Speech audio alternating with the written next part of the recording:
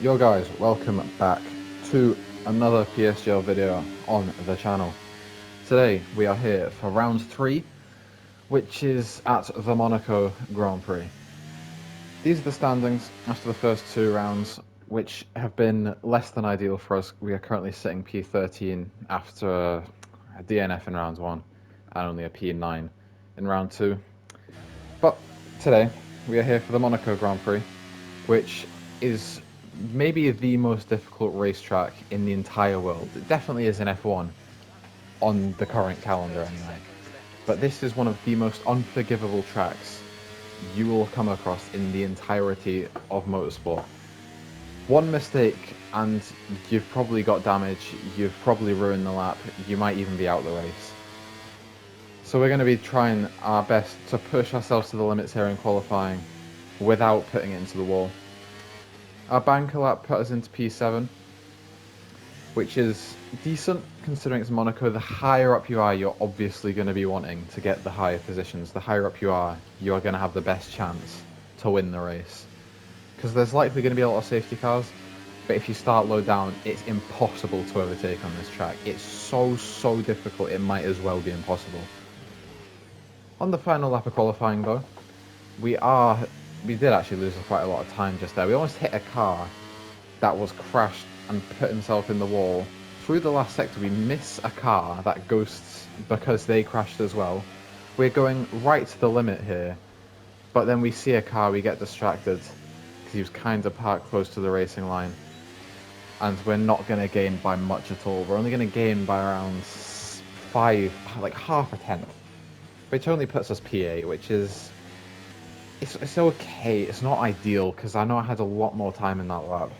I think I had like another tenth, maybe a tenth and a half in that if everything went to plan. And that extra tenth and a half would have put us in P6. But unfortunately we didn't get that tenth and a half anyway. So it doesn't matter, and we are going to be starting the race in P8. We're going to be starting on the hard compound tyres, because if you are able to go long in this race and then get onto the fresher tyres for the end, you're going to have the best tyres and you're going to have a better chance of getting positions. Off the line we go though, we instantly lose out to the house of Leonardo and nearly run into the back of Zaf. We're going to use that ERS, but we're going to get squeezed out there. We have to back off a little bit, nearly making contact with Leonardo behind.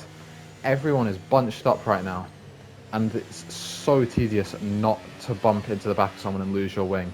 Zaf defends the inside, we stay to the inside, which leaves Leonardo with an easy chance to get round us. And he sends up the inside of the Alpha. And then we have to hold it round, and then we get squeezed so hard, we have to brake and back out. Else we were going to be getting damage there. Which is just, it's not ideal, but it's just Monaco, and that's just how the racing is. But like I said, we're starting on the hards, because should there be no safety car, this is going to be the best strategy. But likely there's going to be safety cars, we just need to hope that they work for our strategy and we choose the right compounds to box onto. But Leonardo, again for the third race in a row, involved in some sort of controversy with our race, as we did nearly get put into a wall iron, but I'm not going to put that down to him, I'm going to put that down to Monaco being Monaco. Especially at the hairpin as well. But oh well, this was lap 1, we have somehow survived, or we have thankfully survived. But we're going to move on to lap 3 because nothing really happened. Leonardo is somewhat struggling to keep up with Zaf and the pack ahead. He's nearly a second out, which would make him out the DRS range, which isn't ideal. Rogerwell actually put it in the wall in turn 1, and there's a virtual safety car. And you see me pausing because during this race I didn't have enough storage to record this video. So I was panicking about that, trying to find a way to sort it. And I was so put off, I wasn't focused at all. And even at the end of the virtual, I wasn't able to delete enough footage to get the video recording. Which you might be asking how you're even watching this. But that's just because I ended up doing like a save the last 30 minutes of gameplay. But I know that I wouldn't be able to do that for the whole race, so I was panicking quite a bit and a bit unfocused, which is the worst thing to be at Monaco. If you're at Monaco unfocused, you might as well pack up and go home. You might as well not even show up to the race, because you will not finish high.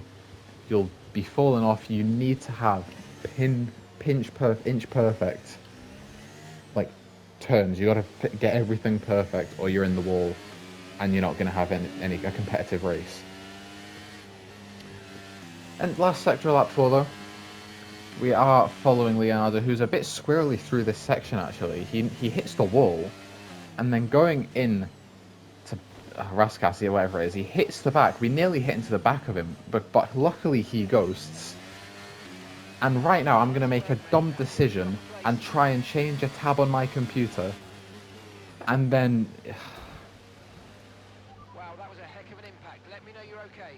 And then I just didn't brake enough because I wasn't focused. And my start to the season gets so much better. It's just... It's so dumb as well. Like, I don't even know why I did it. I think I was trying to switch a tab because I had, like, a live stream on in the background that was, like, distracting me. So I was offline, and then I looked up, and I just didn't brake enough. I wasn't focused, obviously. And that is the second DNF of the season, and in the third race of the season. I tried to change my tab on my computer mid-straight, and it's not even worth it, man. That was so not worth it. And you can tell by the tone of my voice not locked in because this at the isn't time. recording. Like, I was so distracted. And this is the standings. The Aston Martin of Xanatartos won, but that puts us down to P15 in the championship. And going from second in the championship to P15 is so disheartening and disencouraging. But if you enjoyed the video, remember to like and subscribe, and I'll see you for Austria in the next one. See ya.